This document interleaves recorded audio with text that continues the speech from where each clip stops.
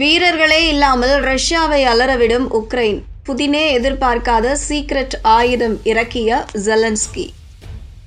ரஷ்யாவுக்கு எதிரான போரில் உக்ரைன் நேரடியாக வீரர்களை வைத்து போரிடாமல் ரோபோக்கள் மற்றும் ஆளில்லா இயந்திரங்களை வைத்து போரிடத் தொடங்கியுள்ளது. போரில் பெருமளவு இழப்புகளை ஏற்கனவே சந்தித்த உக்ரைன் மேற்கொண்டு இழப்பை தவிர்க்க இப்படியான புதிய யுக்தியை கையாள தொடங்கியுள்ளது. உக்ரைனின் இந்த ஆயுதங்களை எளிதில் கண்டுபிடிக்க முடியாமல் ரஷ்ய வீரர்களும் திணறுகிறார்களாம்.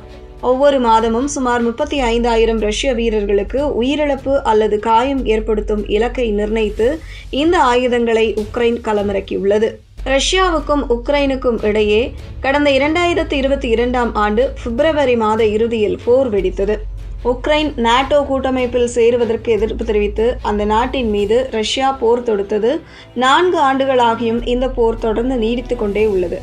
உக்ரைனில் கணிசமான இடங்களை ரஷ்யா கைப்பற்றிய போதிலும் உக்ரைனும் கடுமையான பதில் தாக்குதல் நடத்துவதால் ரஷ்யா நினைத்ததை விட இந்த போர் தீவிரமாக சென்று கொண்டிருக்கிறது. உக்ரைன் ரஷ்யா போரால் பொருளாதார ரீதியாக பாதிப்பு, உயிர் சேதம் என பெரும் பாதிப்பு ஏற்பட்டு வருகிறது. இந்த போரை முடிவுக்கு கொண்டு வர அமெரிக்கா எவ்வளவோ முயற்சிகள் எடுத்தாலும் அதற்கு பலன் இல்லை. போதாக்குறைக்கு தற்போது ஈரான் அமெரிக்கா இடையே போர் வெடித்ததால் அந்த ரஷ்யா போரில் அமெரிக்கா போதிய கவனம் செலுத்தவில்லை. இதனால் உக்ரைன் ரஷ்யா இடையே மீண்டும் போர் தீவிரமடைந்துள்ளது. தங்கள் நாட்டின் மீது மிகப்பெரிய தாக்குதலை நடத்த ரஷ்யா திட்டமிட்டுள்ளதாக உக்ரைன் கூறியுள்ளது. இதற்கிடையே ரஷ்யாவுக்கு எதிராக உக்ரைன் பயன்படுத்தும் ஆயுதங்கள் பற்றிய புதிய தகவல் வெளியாகியுள்ளது. அதாவது, கத்தியின்றி இரத்தமின்றி யுத்தம் ஒன்று நடக்குது என்று சொல்வது போல உக்ரைன் தங்கள் நாட்டு இராணுவ வீரர்களை களமிறக்காமல் ரோபோ மற்றும் தானியங்கி இயந்திர ஆயுதங்களை உக்ரைனுக்கு எதிரான போர்க்களத்தில் பயன்படுத்த தொடங்கியுள்ளது. இராணுவ கமாண்டோக்கள் படைகளை நேரில் வழிநடத்துவதற்கு பதிலாக கணினி திரைகள், லைவ் ஸ்ட்ரீம்கள் மற்றும் ட்ரோன்கள் மூலம் தாக்குதல்களை ஒருங்கிணைத்து நடத்தி வருகின்றனர். இந்த தாக்குதல் எப்படி நடைபெறுகிறது என்றால், வெடிபொருட்கள் பொருத்தப்பட்ட ரோபோக்கள் ரஷ்ய நிலைகளை குறிவைத்து தாக்குகின்றன. ஒரு உக்ரைன் வீரர் கூட நேரடியாக களத்தில் காலடி எடுத்து வைக்க வேண்டிய அவசியம் இல்லை. ரோபோக்களை வைத்தே அனைத்து தாக்குதல்களும் நடத்தப்படுகின்றன.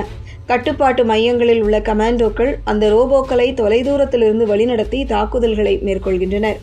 வெடிபொருட்களை சுமந்து சென்று தாக்கும் இந்த ரோபோக்களுக்கு சைலண்ட் டெத் என்று ரஷ்ய வீரர்களே பெயர் வைத்துள்ளதாக உக்ரைனிய வீரர்கள் கூறுகிறார்கள். போரின் துவக்கத்தில் இத்தகைய ரோபோ ஆயுதங்கள் கிடைத்திருந்தால் பல உயிர்களை காப்பாற்றி இருப்பேன் என்று உக்ரைன் இராணுவ தளபதி ஒருவர் கூறினார். இந்த இயந்திரங்கள் மிகவும் அமைதியாக நகர்வதால் சுமார் 10 மீட்டர் தூரத்திற்கு வந்த பிறகுதான் அவற்றின் சத்தத்தை ரஷ்ய வீரர்களால் கேட்க முடிகிறது. ஆனால் இந்த தூரம் என்பது அபாய எல்லைக்குள் வந்துவிடும் நிலை என்றும் உக்ரைன் வீரர்கள் கூறுகிறார்கள். உக்ரைனின் இந்த முடிவுக்கு பின்னால் யுக்தி என்பதை விட அவசிய தேவையே மேலோங்கி நிற்பதாக தெரிகிறது. ஏனெனில் 4 ஆண்டுகளுக்கு மேலாக போர் நீடித்து வரும் போரில் குறைந்த மக்கள் தொகை கொண்ட அந்த நாடு பெருமளவிலான உயிரிழப்புகளையும் சேதங்களையும் சந்தித்துள்ளது. இதனை தவிர்க்கவே ரொபோட்டிக் இயந்திரங்களை அதிகமாக உக்ரைன் சார்ந்துள்ளது.